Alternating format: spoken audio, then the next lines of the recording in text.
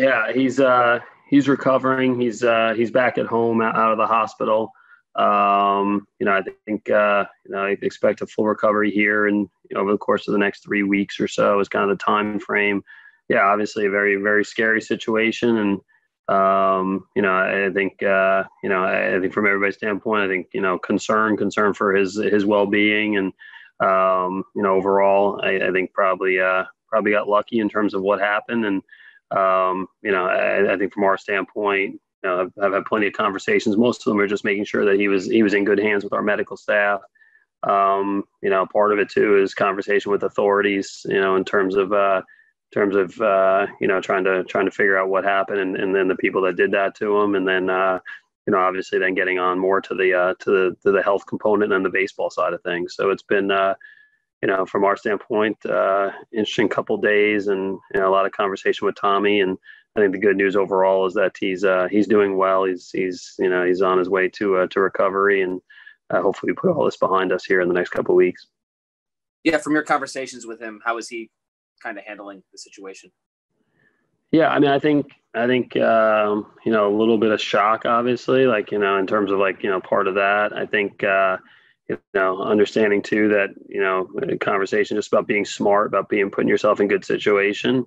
But honestly, I think from hearing things from the police department and detectives that were there and eyewitnesses and stuff, again, it sounds like overall he's the victim in the situation in terms of asking some guys that were having a dispute, asking them to move, and end up getting attacked. So, again, I think he understands the responsibility that, Padre players have, professional athletes have. You got to put yourself in good spots. And I don't think anybody's expecting something like that to happen. But, overall, just talking to him about understanding, understanding that, you want to put the odds in your favor. You want to put yourself in good spots, and you want to be smart about what you're doing and who you're associating with. And I think he understands all of that. And, he loves to play baseball. He loves to work out. I think, obviously, tough situation for everybody. And I think the good news is, hopefully, from a health standpoint, he's could have been a lot different, and he hopefully gets this behind him the next few weeks. Yeah, so I think both guys have, they've kind of gone through the process, seeing doctors here at the end of the year, and neither guy, it doesn't look like either situation is surgical. Basically, seems like for them, for both players, it's more of a rest recovery situation. Both guys will be, take some downtime from throwing, and then kick off their off-season program here at some point, probably about 6 weeks or so from now. But I think the good news really for everybody, I think, Dinelson saw Dr. Andrews. Mike has had a couple of different doctors see him, our team doctors, along with different experts throughout the country. And everybody's been in agreement with both players that it's not something in either case that's surgical. It needs to go the operation route. It's something that the doctors feel very confident. A few weeks down, they'll be in a better spot, and they'll be able to come to spring training full go. I think we got some really good news on that front with both guys. And now it's just having a good off season and putting themselves in a good position to be ready to go here next year for spring training. When is it that you'll get started on figuring out what your roster will be look like, and what are some of the unique things after this very unique season that you'll have to deal with in terms of assessing your roster? Yeah, I think, really it kicks off right away, I think with the off season and the planning and everything like that. So obviously the later you play, the shorter time you get to start the process. But we'll start here this week, and, start canvassing our scouts and our coaching staff and our staff, baseball operations group, getting their opinions and getting ready for, again, like another off season. So I think, in some ways, pretty similar in terms of free agency trades, kind of reviewing our roster, in some ways different, just trying to analyze this year, with the shorter season and the COVID season, and trying to make sense of, kind of what we need to do as a group and a team. But that whole process will start this week, and looking forward to getting better. Yeah, I mean, I think we felt like this year that we could play with anybody. I think we felt like we had a team that would have been competitive with anybody and could compete with anyone. I don't think there are any glaring holes that we see. I think, even part of the last few years and even the last few months was about building something that we felt like was sustainable. And it wasn't just like a quick run. And then all of a sudden we were going to have to really reload and regroup in the off season. So I think we go in with a team that, there's not one specific area that we need to address. Obviously we've got to, continue from the health standpoint, getting good news and making sure our guys are healthy. But, we feel like we have a pretty complete competitive club. Every year you're going to look to improve and going to look to, try to continue to add. And I think we understand the ultimate goal is to win the World Series. But I don't think there's a glaring area that we go into this thing. I think it's still, adding the right kind of people to the group and the team. And, I think we'll start having those conversations here over the course of the next few days. But, I think last year we had a clear focus, left-handed bats, rounding out the lineup, improving some of the back quality, adding to some of the starting pitching depth.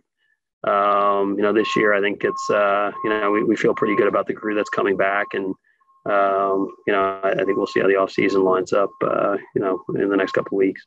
Yeah, I mean, I think, probably like getting, again, like the continued, like the buildup of having, I think we had a really good offseason from like strength and conditioning standpoint last offseason. I think building on that, and that's also probably the health component with some of the guys that were banged up here at the end of the year.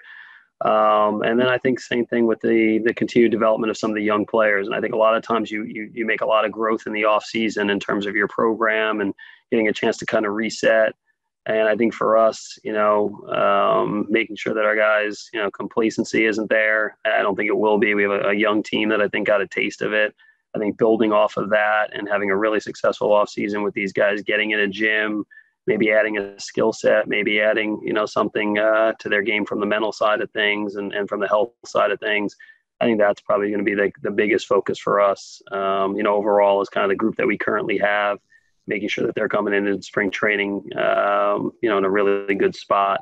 Because again, I think you want to have the foundation. I think we feel like we have a foundation with the team that's here, and you want to make sure those guys are ready to go because I think they're going to do a lot of the heavy lifting for us next year. Yeah, I think we'll, as a group, I think we do a good job of throwing out a lot of different ideas, and we'll have, our scouting team and the R&D group and the coaching staff. Everybody will weigh in. We'll look at all the different options on the trade front, the free agent front, and we'll definitely look internal and kind of try to figure out who we feel there has the potential to pitch late in the ball game. Again, I think we've said it a lot. Bullpens, even look at this year. We went into the pen this year where we thought we had a really strong bullpen at the start of the year. Early in the season, our guys, they struggled a little bit, and then, we were able to kind of adjust on the fly, and you look up and there were some different names and faces at the end of the year, but the pen was still pretty successful. So, bullpen every year, I think you got to kind of, even if you have a really successful pen, I think you got to kind of reshuffle the deck or at least be open. I think we're going to do that here over the course of the next few weeks and months. And the pen usually comes from a lot of different areas. So I don't think we could pinpoint something right now and say this is our closer. Obviously we'll have conversations with Trevor Rosenthal and with Kirby Yates. Both guys, we've seen here in the last few years as guys that can pitch the back end of the bullpen at a high level. But we'll look at all our options here over the course of the next few months. AJ, your pitching depth was really challenged in the playoffs, but Chris Paddack still couldn't make it into a game. What do you want to see from him going forward? Yeah, I think with Chris, again, I think there's a ton of faith, and I told him that personally. I think there's, again, like this is kind of the first time really in his career he struggled. I think you really go back. Obviously, a lot of these guys as amateurs are dominant, and really for him, like right out of the gate, when you look at, rookie ball with the Marlins into the trade with us, into I think 8-walk, 120 strikeout comeback season from Tommy John. And then last year as a rookie, he was pretty successful right out of the gate, really against the best guys in the world. And, he had some really good moments this year. I think, for him, that fastball command, getting that heater back, everything kind of for him comes off of the fastball. He obviously has a great changeup and developing breaking pitches, but the fastball command's the biggest thing. And I think we've talked about getting the fastball back to, the dominant pitch that's been for him in the past and trying to figure out why it wasn't quite that this year. But, again, like you bet on people. He's an extremely hard worker. He's a very competitive person. And this is a unique thing for him. He's never really gone through this before in a unique year, so it's not excuses. He's not an excuse maker. But he'll be one of those guys that we talk about, this offseason priority. Started opening day for us, started the first playoff game for us. We see him as a front of the rotation type, and making sure next year when we start on opening day that he's that guy for us. I think that'll be a big priority. And I don't know what kind of hit, all the teams, including the Padres, took with COVID and having no fans and what it will look like for next year. Do you think that you guys will be in a position to add payroll? And along those lines, when do you expect to start talks with Tatis and his people on a possible extension?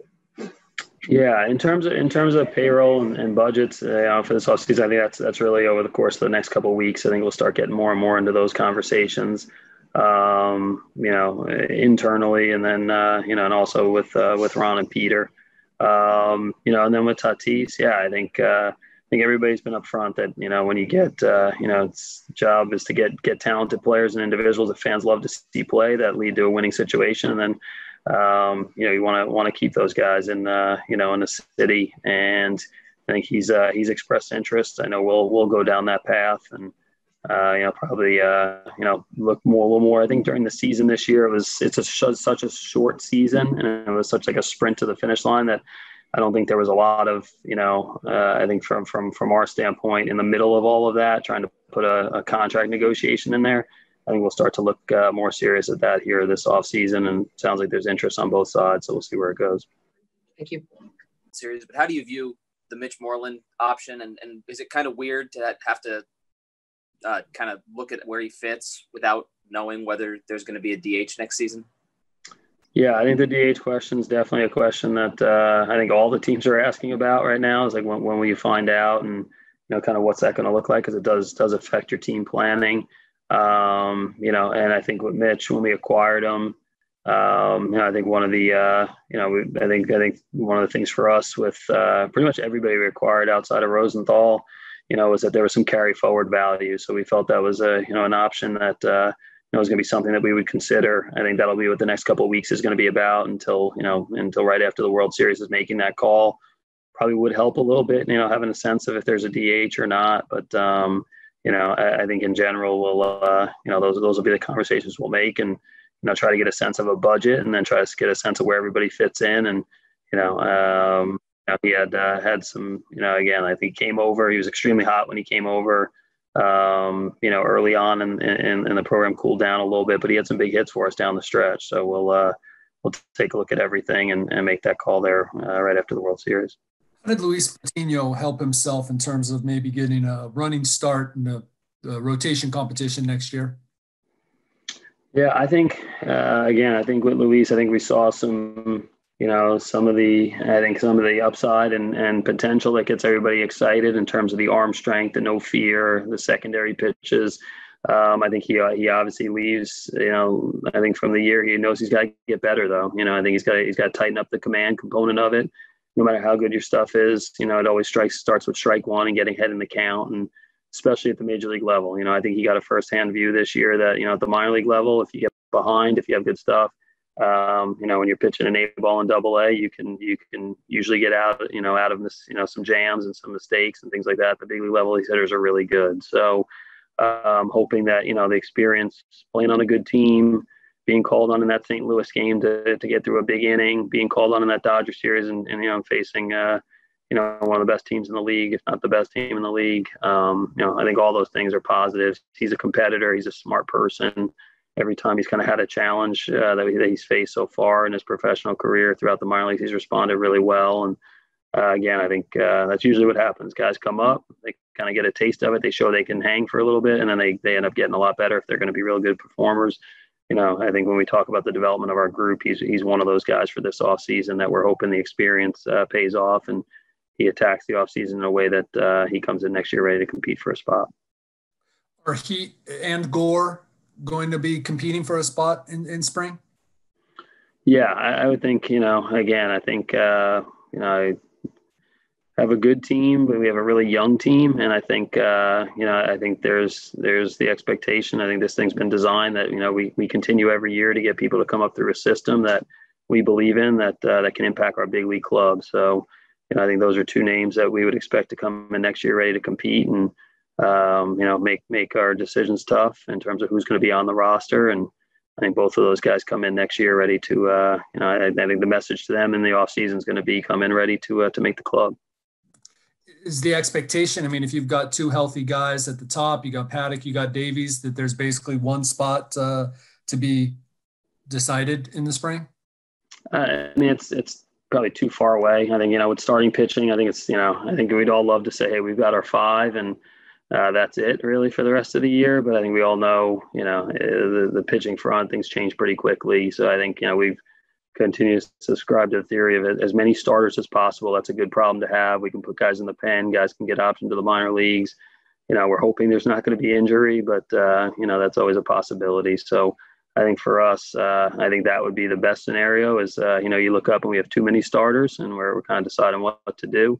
But yeah, I think the message isn't going to be, hey, there's one spot available. There's 2 spots. It's just going to be ready to come in and compete and, perform to the best of your ability and be ready to make a spot on the, to earn a spot on the team.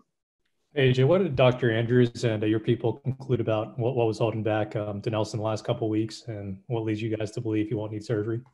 Yeah, I think it is, there was not it wasn't like a point tender situation where it was like one spot where they could localize it. I think, again, it was more of, for Dinelson over the last few weeks, really, he described more of something that was really more say muscular throughout like a larger area. When Dr. Andrews examined him the last few days, I mean, he really couldn't create anything, from having like the in-person exam and, trying to look and say, hey, is it something that he could recreate a feeling, over the ligament or anything that we felt like was a structural issue. He really couldn't get to that point.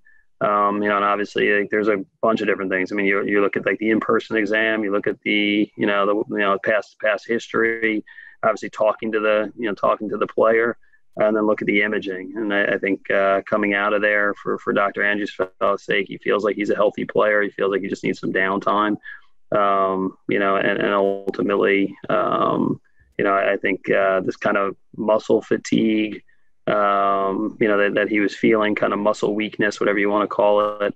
I think he feels like, give him some downtime and he'll feel a lot better here over the course of the next 6 weeks or so. Yeah, I think everybody, I think I can't tell you from our staff standpoint, the players, how appreciative they were of, especially in the season where the fans couldn't get to the ballpark, how appreciative they were of how much, the fans enjoyed watching this team play, supported this team. I think, again, that's been the vision for the last 5 years.